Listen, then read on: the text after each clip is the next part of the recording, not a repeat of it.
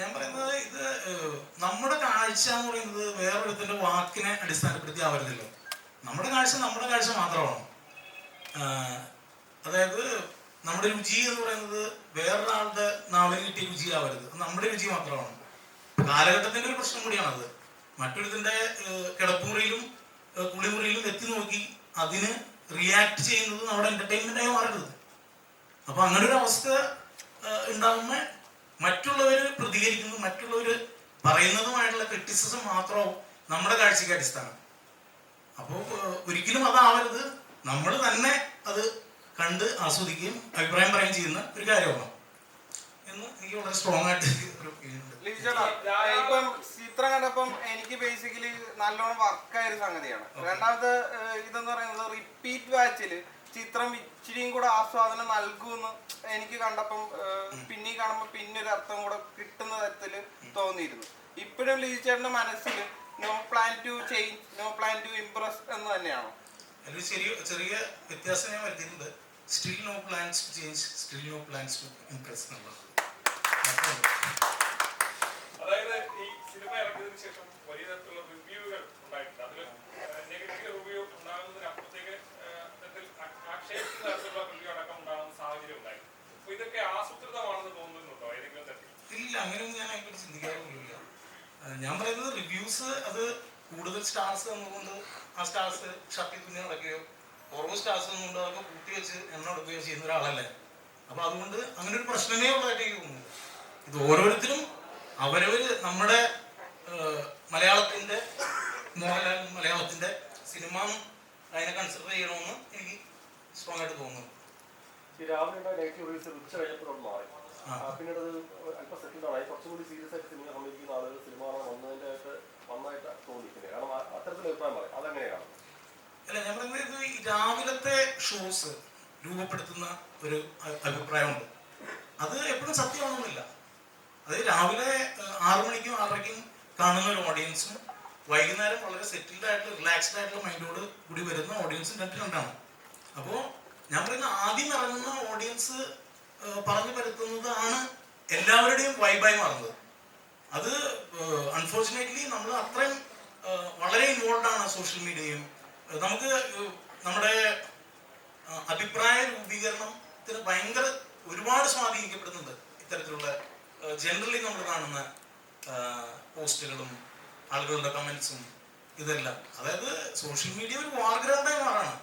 വലിയ വൈരാഗ്യത്തോടു കൂടി ആളുകൾ ഒരു സിനിമയെ അറ്റാക്ക് ചെയ്യണം. എന്തിനാണെന്ന് എനിക്ക് ഇതുവരെ മനസ്സിലായിട്ടില്ല. എന്തിനാണ് ഈ ഹേറ്റ്, ഇത്രയും വിദ്വേഷം അങ്ങോട്ടും ഇങ്ങോട്ടും കാണിക്കുന്നതെന്ന് എനിക്ക് ഇന്ന് വരെ മനസ്സിലായിട്ടില്ല.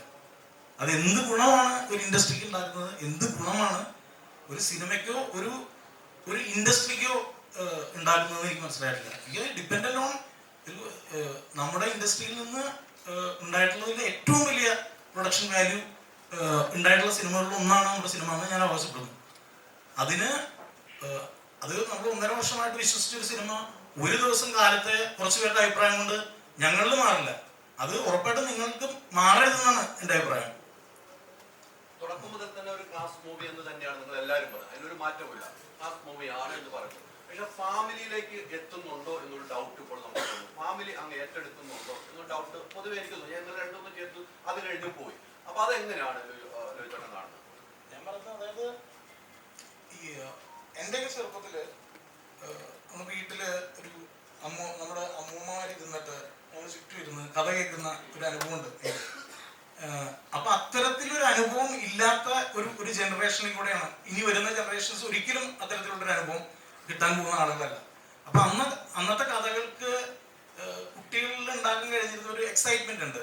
അതിൽ ഉണ്ടാവുന്ന അതിമാനുഷികരായിട്ടുള്ള ഹീറോസ്, അങ്ങനെ ഒരുപാട് കാര്യങ്ങള്, എന്താണ്, ഭൂതങ്ങളുടെ കഥ, നിധിയുടെ കഥ, കള്ളന്മാരുടെ കഥ എന്നൊക്കെ പറഞ്ഞ് നമുക്ക് ഒരുപാട് കഥകൾ ഞാനൊക്കെ ചെറുപ്പത്തിൽ കേട്ടിട്ടുണ്ട്. അപ്പൊ അത്തരം ഒരു അനുഭവം എൻ്റെ ഉള്ളിൽ കിടക്കുന്നത് എനിക്ക് തോന്നുന്നു അത്തരം ഒരു ചെറിയ കുട്ടിക്ക് വേണ്ടി ഞാൻ കൊടുത്തൊരു ട്രിബ്യൂട്ട് പോലൊരു സിനിമയാണത്. അപ്പൊ ആ കഥ കേൾക്കുന്ന ഒരു സുഖം ഉണ്ടാക്കാൻ ഉറപ്പായിട്ടും ഈ സിനിമയ്ക്ക് കഴിയും. അപ്പൊ അതിൽ പൂർണ്ണമായിട്ട് വിശ്വസിച്ചാണ് ഈ സിനിമ എടുത്തിരിക്കുന്നത്. ഇതൊരു അബദ്ധമല്ല. ഓരോരുത്തരുടെ കാഴ്ചപ്പാടാണ് സിനിമ എന്ന് പറയുന്നത്. ഓരോരുത്തരുടെ ചിന്തകളും വേറിട്ടായിരിക്കും നിൽക്കുന്നത്. പക്ഷേ ട്രെയിലറിലൂടെ ആണെങ്കിലും ടീസറിലൂടെ ആണെങ്കിലും പടത്തിന്റെ ഒരു പോയിന്റ് ഓഫ് വ്യൂ ഓരോരുത്തരുടെ മനസ്സിൽ ഓൾറെഡി ഉണ്ട്. അപ്പൊ അങ്ങനെ ഇരിക്കുന്ന സമയത്ത് ഒരു പടത്തിന്റെ ക്രൂവിലുള്ള ഒരാള് പറയുകയാണ് ലാലേട്ടന്റെ ഇൻട്രോ സീനിൽ തിയേറ്റർ കുലുങ്ങുമെന്ന് പറയുന്നത്. അത് ഒരാളുടെ ഒരു വ്യക്തിയുടെ ഒരു അഭിപ്രായമായിട്ട് കാണാൻ നമുക്ക് പറ്റില്ല. കാരണം അത് സിനിമയിൽ വർക്ക് ചെയ്ത ഒരാളുടെ അഭിപ്രായമായിട്ടാണ്. അത് പടത്തിനെ നെഗറ്റീവായിട്ട് ബാധിച്ചിട്ടുണ്ട്. ഒരിക്കലും ഇത് നമ്മൾ ഓരോരുത്തരും അഭിപ്രായം പറയുന്ന പോലെയാണ്. എന്റെ കാഴ്ച എന്ന് പറയുന്നത്, ഞാൻ കണ്ടിരിക്കുന്ന കാഴ്ച എനിക്ക് വേറെ ആളുടെ അടുത്തത് വാക്കുകളിലൂടെ വിവരിച്ചു കൊടുക്കാൻ പറ്റില്ല. അപ്പോൾ അത് വിഷ്വൽസിലൂടെ പകരാനാണ് നമ്മൾ ട്രൈ ചെയ്യുന്നത്. ഇപ്പൊ ടിനുവിനെ സംബന്ധിച്ച് ടിനു ഫിലിം മേക്കറെന്നും എന്റെ അസോസിയേറ്റ് ആയിട്ട് വർക്ക് ചെയ്ത ആളെന്നുള്ളതിലുപരി ഒരു എക്സൈറ്റിംഗ് സിനിമ കാണാൻ വളരെ ആഗ്രഹമുള്ള ഒരു ഓഡിയൻസിൽപ്പെട്ട ഒരാൾ കൂടിയാണ്. അപ്പൊ അത്തരത്തിലൊരാള് ഉള്ളിൽ തട്ടി ഒരു അഭിപ്രായം പറഞ്ഞാണ്. അതിനകത്ത് വേറെ ഒന്നുമില്ല. അതിപ്പോ എന്നെ വിളിച്ച് പറഞ്ഞു കഴിഞ്ഞാൽ ഞാൻ പറയാം അത് നിന്നെ പറയാൻ ചോദിക്കും. പക്ഷെ അത് ടിനുവിന്റെ പേഴ്സണൽ ഒപ്പീനിയൻ അല്ലേ.